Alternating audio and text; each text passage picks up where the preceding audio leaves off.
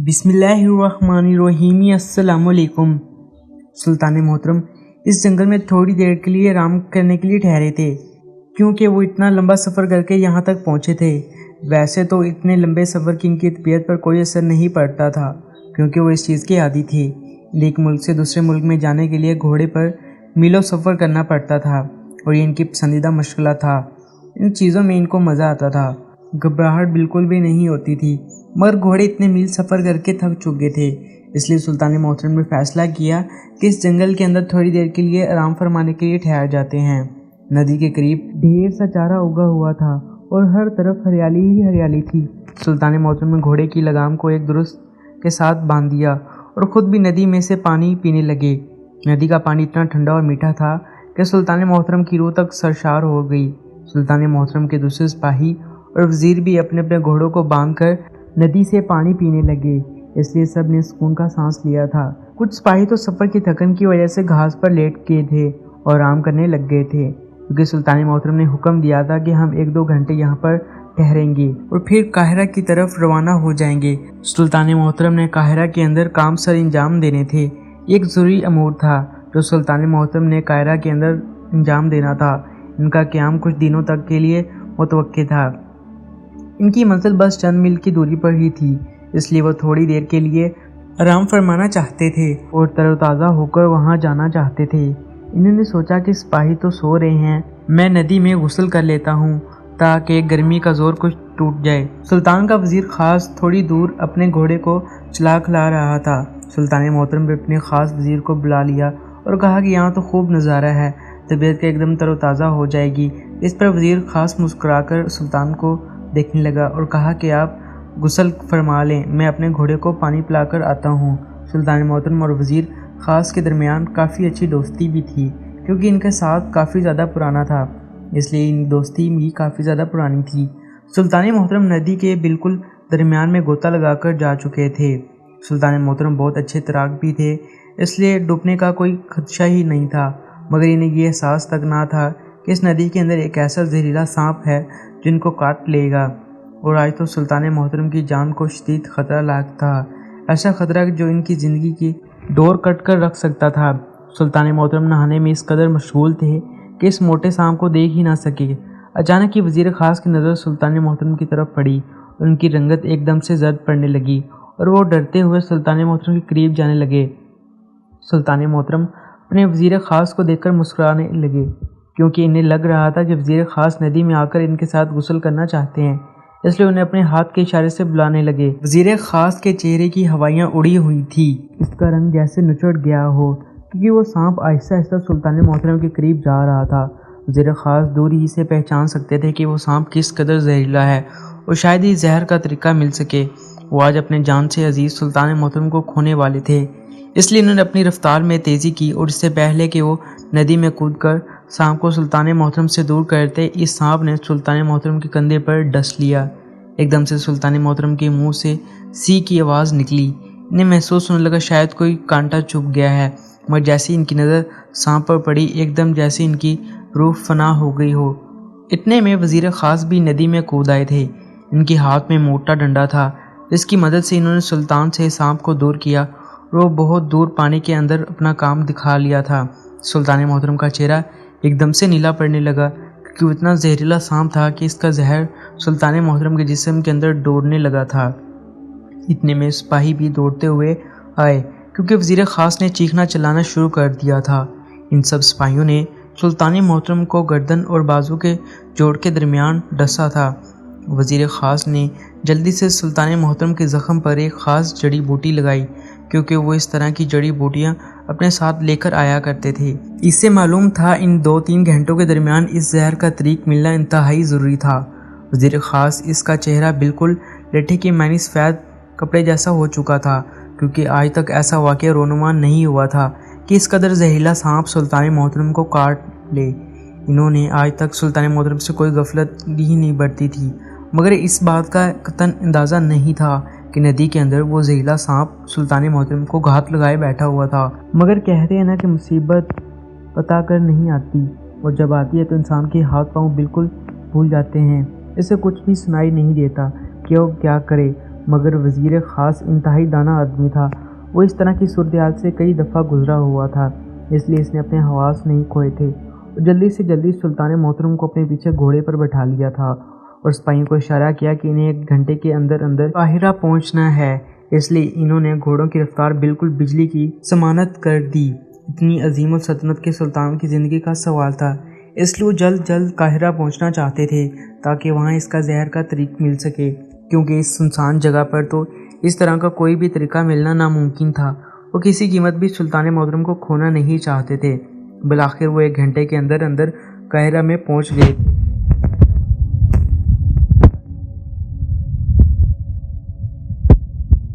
بہت ساری تیاریاں کر رکھی تھی، مگر جیسے ہی دور سے گھوڑے دوڑانے کی آوازیں اور دھول مٹی اڑتی ہوئی دکھائی دی تو انہیں خطرے کی گھنٹی بجنے لگی، کیونکہ اس طرح کی عزلت میں آنے کا صرف ایک ہی مطلب تھا کہ وہ خطرے میں تھے۔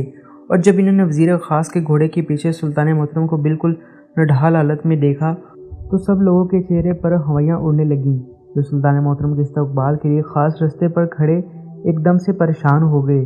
جلدی سے انہیں اپنے مہمان خانے میں لے گئے۔ انہوں نے دور ہی سے سلطان محترم کی حالت دیکھ لی تھی کہ سلطان محترم کی حالت بہت تشویشناک ہے اور انہیں ضرور کسی زہریلی چیز نے کاٹا ہے، جس کی وجہ سے ان کا سفید جسم نیلا پڑنے لگا ہے۔ سب لوگ انتہائی پریشان تھے۔ سلطان محترم کو مہمان خانے میں بستر پر لٹا دیا گیا۔ مہمان خانے کو سلطان محترم کی شایع نشان کے مطابق سجایا گیا تھا۔ ہر طرف برقی کمکموں لگے ہوئے تھے اور خوشمانک کھانوں کی خوشبو آ رہی تھی۔ موسیقی کی محفل بھی سجائی جانی تھی، مگر انہیں کیا معلوم تھا کہ سلطان محترم اس قدر تشویشناک حالت میں یہاں پہنچیں گے کہ بجائے سب لوگ خوش ہونے کے ایک دم سے رنجیدہ ہو گئے۔ اگر اس زہر کا طریق 2 گھنٹوں میں نہ ملا تو سلطان محترم جیسے عظیم سلطان سے ہاتھ دھو بیٹھیں گے۔ جیسے کہ انصاف کے چرچے عرصوں پھیلے ہوئے تھے اور پوری ریاست ان کی حکمرانی میں آرام و سکون کی زندگی بسر کرتی تھی، سلطان محترم ہر دل عزیز سلطان تھے، اس لیے جو بھی اعلان سننا تھا اس مہمان خانے کی طرف بھاگا چلا آتا تھا۔ قاہرہ اور دوسرے شہروں کے بڑے بڑے حکمران 1 گھنٹے کے اندر اندر پہنچ چکے تھے اور اس زہر کا طریقہ ڈھونڈنے کی کوشش کر رہے تھے کہ ان پر بڑی بہت ذمہ داری تھی۔ اگر ذرا سی بھی کوئی کوتاہی ہو جاتی تو سلطان محترم اپنی جان سے ہاتھ دھو بیٹھتے۔ سلطان محترم بالکل نیند کی خاموشی کی حالت میں بستر پر پڑے تھے۔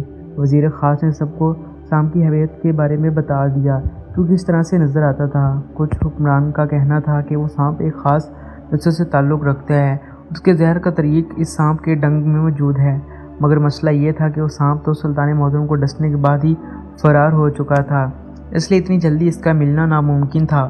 وزیر خاص اور شیخ تاجر انتہائی پریشانی کے عالم میں تھے، سلطان محترم کے ارد گرد چکر کاٹ رہے تھے۔ انہوں نے اپنی طرف سے ہر کوشش کر کے دیکھ لی تھی اور ہر طرح کا بڑا بڑا حکیم بلوا کر دیکھ لیا تھا، مگر وہ حکیم بھی سر جوڑ کر بیٹھے ہوئے تھا، جیسے انہیں سمجھ ہی نہ آ رہا ہو کہ اس زہر کو سلطان محترم کے جسم سے کیسے نکالا جائے، جو آہستہ آہستہ ان کے پورے جسم میں سرایت کرتا جا رہا تھا۔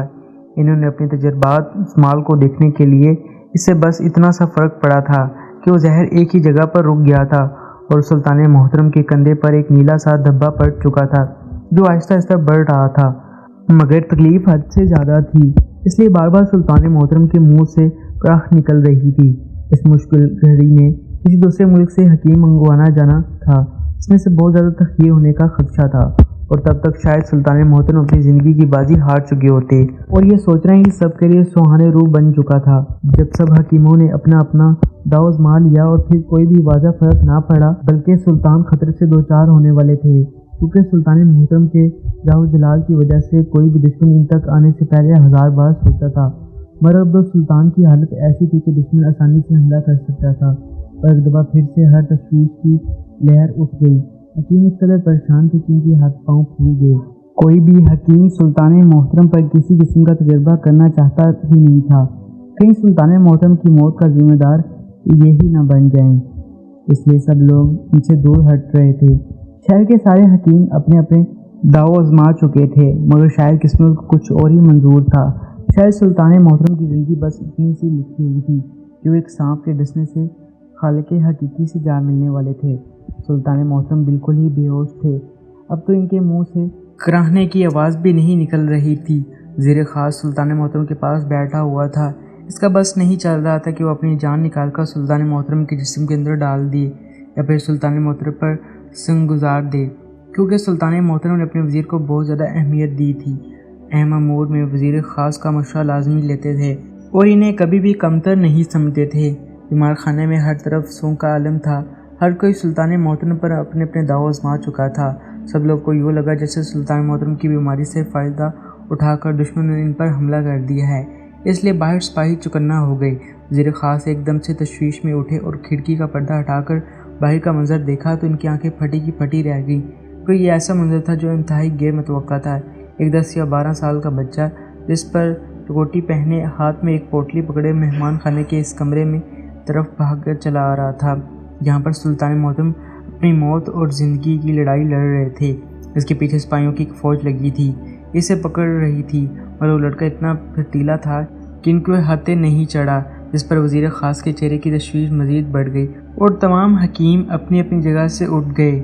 جس سلطان محترم کے ارد گرد بیٹھے تھے، وہ لڑکا آہستہ آہستہ قدم اٹھاتا سلطان محترم کے قریب آ رہا تھا، مگر وزیر خاص نے اس کو رستہ روک لیا اور اپنے ماتھے پر شکنیں ڈال کر کہنے لگا کہ اے لڑکی، تمہیں یہاں پر کس نے بلایا ہے؟ کیا تمہیں کوئی حکیم یا کوئی جادوگر ہو جو چھڑی گھمائے گا اور سلطان محترم کی بیماری دور ہو جائے گی؟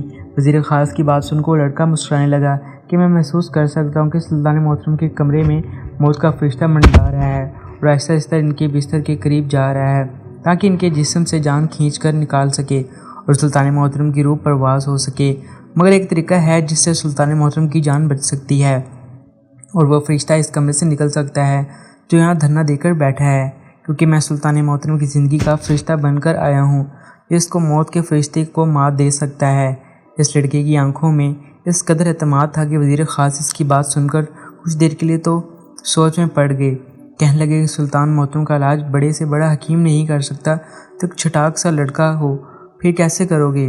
وزیر خاص کو شاید اس بات کا مذاق لگ رہا تھا، مگر وہ لڑکا کہنے لگا کہ آپ مجھے موقع دیں، کیونکہ اس مرض کا علاج صرف اور صرف میں جانتا ہوں اور میں ہی سانپ کے زہر کا علاج کر سکتا ہوں۔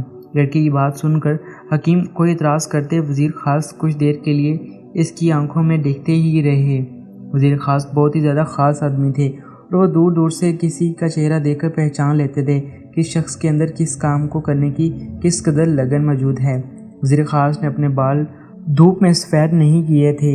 لڑکا اس قدر اعتماد سے بول رہا تھا کہ وزیر خاص کو اس سے ایک موقع دینا ہی پڑا، کیونکہ وہ واقعی اس کے الفاظ سے اس کے علاوہ کوئی چارہ ہی نہیں تھا۔ اس کے الفاظ سے یوں لگ رہا تھا کہ جیسے وہ کچھ ٹھیک کر ہی دے گا۔ سلطان محترم زندگی کی جنگ ہارنے والے تھے، اس ہاری ہوئی جنگ سے پہلے ایک آخری داؤ کھیلنے میں کیا حرج ہے؟ وزیر خاص آہستہ آہستہ اس کے راستے سے ہٹ گئے، اشارہ کیا تھا کہ اس لڑکی کو ایک موقع دینا چاہیے، کیونکہ وہ خود ہی بہت زیادہ بے بسی کی حالت میں تھے اور کسی معجزے کی تلاش میں تھے۔ یہ عجیب و غریب لڑکا کون تھا؟ کہاں سے آیا تھا؟ اس کے ہاتھ میں کیا تھا؟ مگر اوپر سے اس لڑکے نے ایسی شرط رکھ دی کہ وزیر خاص بھی ایک دم اش رہ گئے۔ اس لڑکے نے وزیر خاص سے کہا کہ سلطان محترم کا علاج کرنے کے لیے ضروری ہے کہ ان کے سارے حکیموں کو اس کمرے سے باہر نکال دیا جائے اور کمرے میں صرف میں اور سلطان محترم ہی رہ جائیں، کیونکہ یہ علاج کے لیے ضروری ہے۔ اگر سلطان محترم کی جان بچانا چاہتے ہو تو میری بات مان لو، ورنہ تم بہت پچھتاؤ گے، کیونکہ سلطان محترم کے پاس وقت کی شدید کمی ہے۔ اس لڑکے نے یہ بات انتہائی تشویش کے عالم میں کہی کہ وزیر خاص ایک بار پھر سے پریشانی میں مبتلا ہو چکے تھے۔ اس کا چہرہ پھیکا پڑنے لگا، وہ کیا کرے گا؟ ایک دم سے شیخ تاجر آگے بڑھا اور غصے سے اس لڑکے سے بولا کہ تم ہوتے کون ہو ہمیں حکم دینے والے؟ ہم دیکھنا چاہتے ہیں کہ آخر تمہاری طریقہ علاج کیا ہے اور تم ایسا کیا کرتے ہو جو دوسرے حکیم نہیں کر پائے؟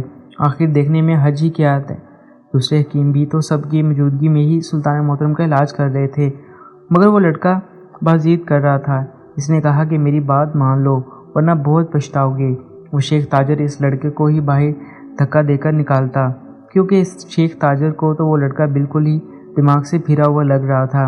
بھلا 10 سال کا لڑکا کیا جانے کہ سانپ کے زہر کا علاج کیسے کیا جاتا ہے؟ مگر وزیر خاص شیخ تاجر اور اس لڑکی کے درمیان میں کھڑے ہو گئے۔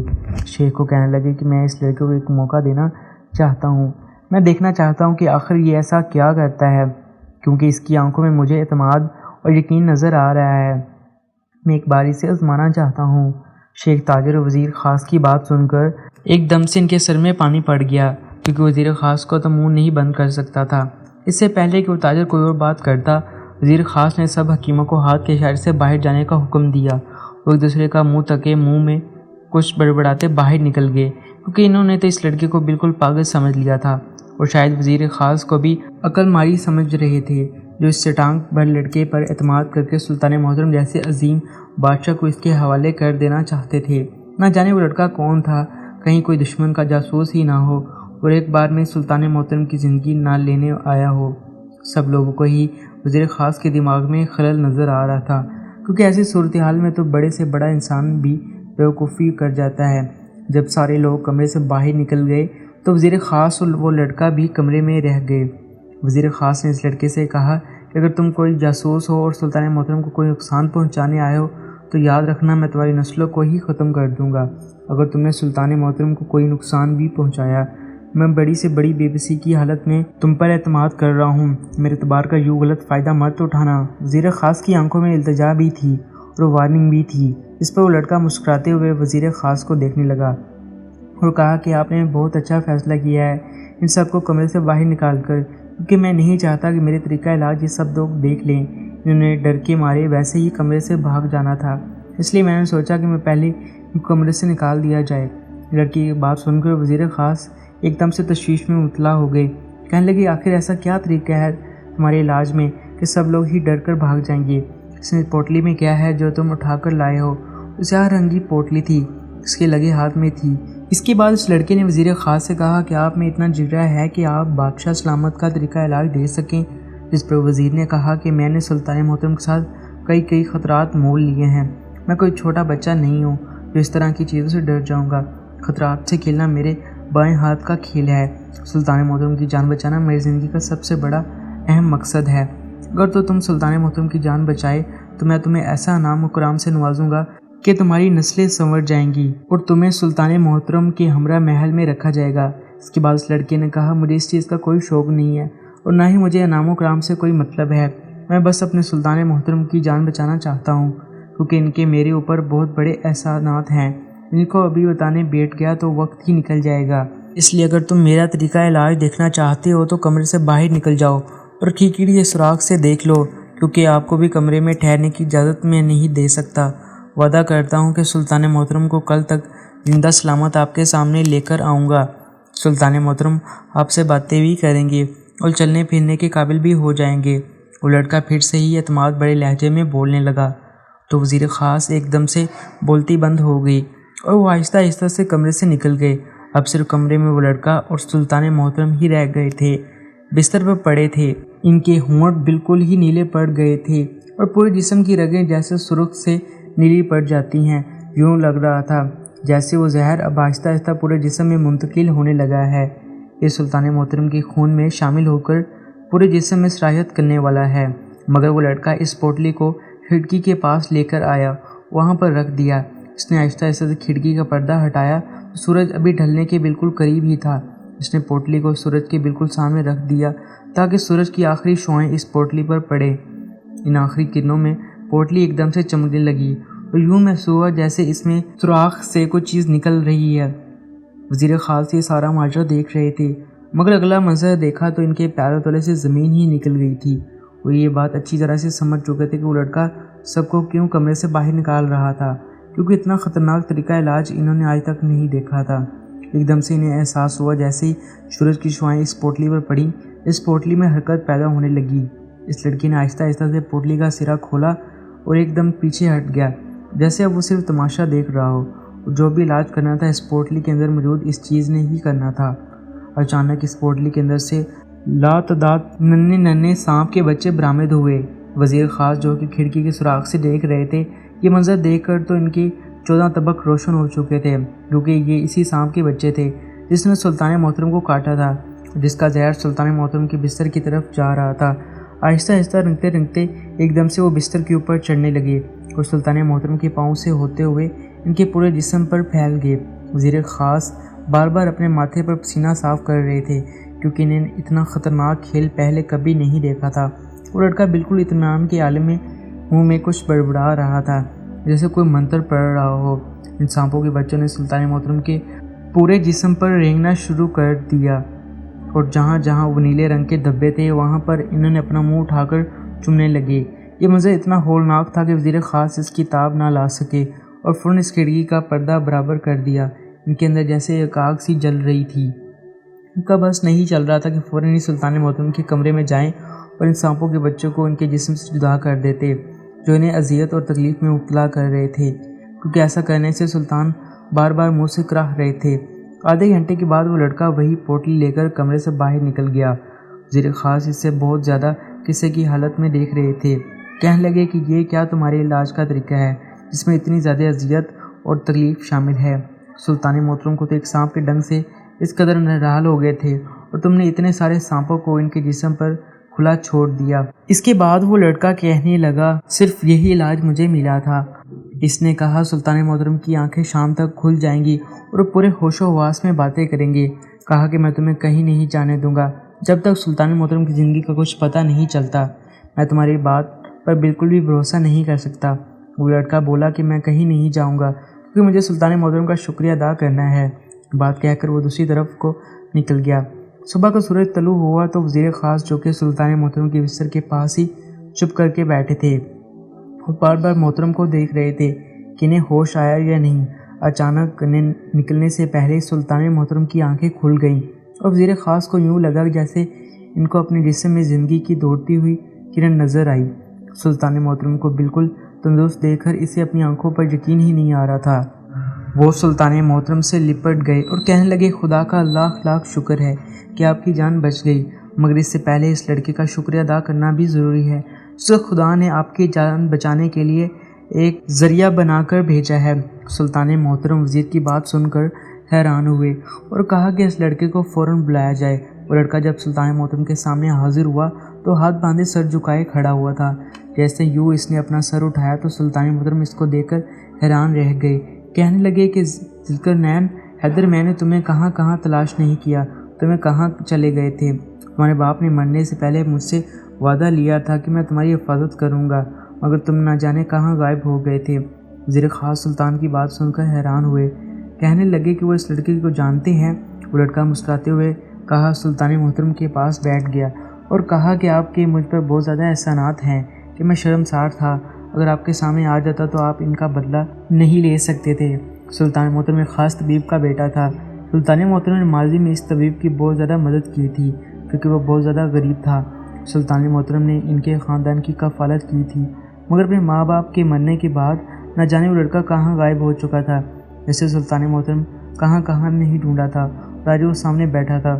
شاید اس نے اپنے ہر احسان کا بدلہ چکا لیا تھا اور سلطان محترم بھی ٹھیک ہو چکے تھے۔ اس کے بعد سلطان محترم اسے اپنے محل میں لے گئے اور سبھی اس لڑکے سے بہت زیادہ خوش تھے کہ اس نے سلطان محترم کی جان بچائی تھی اور وزیر خاص بھی اس کا بہت زیادہ شکریہ ادا کرنے لگا۔ اس کے بعد وہ لوگ محل میں کی طرف روانہ ہو گئے اور سبھی خوشی خوشی رہنے لگے۔ تو گائز یہ تھی ہماری آج کی ویڈیو، امید ہے آپ لوگوں کو پسند آئی ہوگی۔ اگر آپ لوگوں کو پسند آئی ہے تو ہمارے چینل بادشاہ کہانی ٹی وی کو لازمی لائک شیئر سبسکرائب کریے گا۔ ملتے ہیں نیکسٹ ویڈیو میں، تب تک کے لیے اللہ حافظ۔